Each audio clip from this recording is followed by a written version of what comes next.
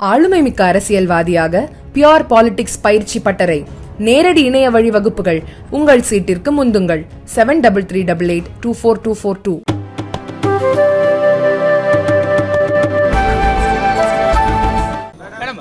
தேசிய மகளிர் ஆணைய உறுப்பினராக இருந்து ராஜினாமா பண்ணியிருக்கீங்க. என்ன காரணம்? காரணம் ஒன்று தான். அந்த மாதிரி ஒரு பொசிஷனில் இருக்கும்போது, ஒரு பொறுப்பில் இருக்கும்போது கட்சி சார்பாக ஈடுபட முடியாது. நீங்களே பார்த்தீங்கன்னா கமலாலயத்துக்கு 1.5 வருஷம் கழித்து தான் நான் இன்றைக்கி வந்திருக்கேன். 1.5 வருஷமாக அந்த பொசிஷன், அந்த பொறுப்பை ஏற்றதுக்கப்புறம் கமலாலயத்துக்கு வரவே இல்லை. போன வருஷம் February மாதத்தில் அந்த பொசிஷன் கொடுக்கப்பட்டது. மார்ச்சில் ஆஃபீஸ் அசியூம் பண்ணேன். அண்ட் அதுக்கப்புறம் நான் கமலாலயம் பக்கமே வரல, ஏன்னா வரக்கூடாது, அதுதான் எங்களுடைய பைலா சொல்லுது. ஸோ 1.5 வருஷம் பார்த்தேன். நான் வந்து கட்சி சார்பாக உழைக்கணும், கட்சி சார்பாக வேலை செய்யணும், பாஜகவுடைய காரியகர்த்தாக நான் வந்து பணியாற்றணும்னு ஆசை இருந்தது. ஒரு பொசிஷன் கொடுத்ததுக்கு பிரதமர் அவர்களுக்கும், அமித்ஷா அவர்களுக்கும், நட்டாஜி அவர்களுக்கும், சந்தோஷி அவர்களுக்கும், ஏன்னா அவங்க 4 பேர் பார்த்து தான் அந்த பொசிஷன் கொடுத்தாங்க, அவங்களுக்கு நன்றி தெரிவிக்கிறேன்.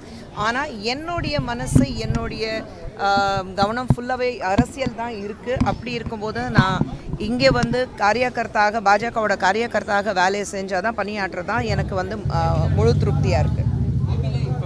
இந்த 1.5 ஆண்டு பணிகள் கட்சியில் முக்கிய பொறுப்பு வழங்குவதற்காக ராஜினாமா பண்ணீங்களா அப்படின்ற ஒரு சந்தேகம்.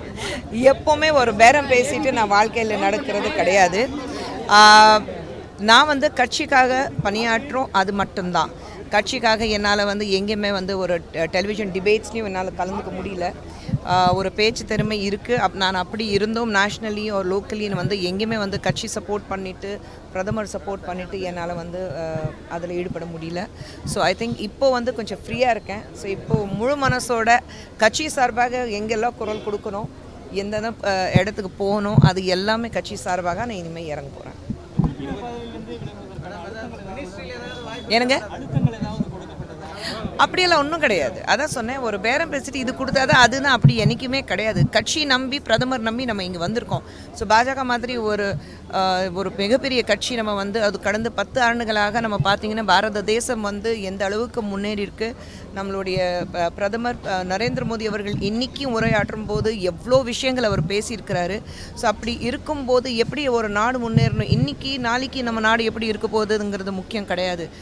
2047 நம்ம நாடு வந்து எந்த அளவுக்கு த பிக்கெஸ்ட் டெமோக்ராட்டிக் கண்ட்ரி மட்டும் இல்லாமல் தி மோஸ்ட் பவர்ஃபுல் கண்ட்ரியாக இருக்கணும், அதுக்கான மாற்றங்கள் எப்படி கொண்டு வர முடியும், அதுக்கான பேச்சு இன்றைக்கி நம்ம பிரதமர் பேசுனதை நம்ம பார்த்துருக்கோம். ஸோ நம்ம நாடு முன்னேற்றம், அது மட்டும்தானே. நான் முன்னேறி என்ன பண்ண போகிறேன்? நம்ம நாடு முன்னேறினா தான் நம்ம பசங்க, அவங்களுடைய அடுத்த ஜென்ரேஷன் முன்னேற முடியும். ஸோ அதுக்கான வேலைகள் இப்போ இருக்குது. 26 ஐயோ ஆரம்பிச்சிட்டிங்களா? ஐயோ ஆரம்பிச்சிட்டிங்களா? 26 அடுத்தது என்ன நடக்க போகுது எனக்கே தெரியல. ஸோ இன்றைக்கி தான் வந்திருக்கேன் கமலாலயத்தில். ரொம்ப சந்தோஷமாக இருக்குது. அதுவும் இந்த மாதிரி ஒரு சுதந்திர தினம் கொண்டாடுறதுக்காக 1.5 வருஷம் கழித்து நான் வந்து கமலாலயத்துக்கு வந்திருக்கேன். ரொம்ப சந்தோஷமாக இருக்குது.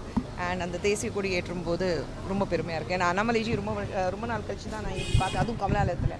ஸோ ரொம்ப சந்தோஷமாக இருக்கேன் எல்லோரும் சந்திக்கும் போது. ஐயோ எனக்கு சத்தியமாக தெரியல. நான் ரிசைன் பண்ணியிருக்கேன்.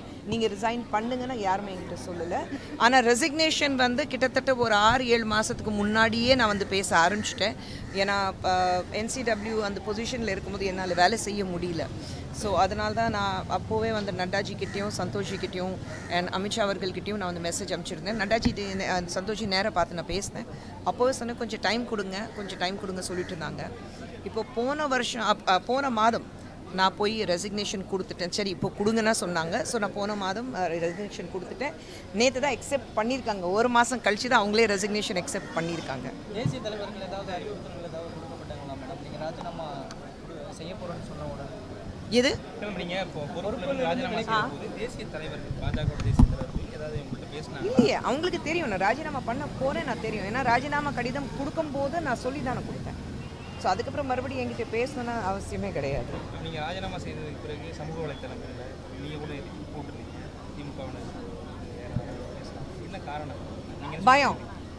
ஒரு கட்சி சார்பாக பேச முடியாத அளவுக்கு நான் இவ்வளோ சொல்லியிருக்கேன். இப்போது கட்சி சார்பாக பேசும்போது எவ்வளோ பேசுவேன். அந்த பயம் கொஞ்சம் நல்லது, அந்த பயம் இருக்கட்டும். என் பேர் பார்த்தாலே கொஞ்சம் நடுங்குறாங்கல்ல, அந்த பயம் நல்லது அவங்களுக்கு.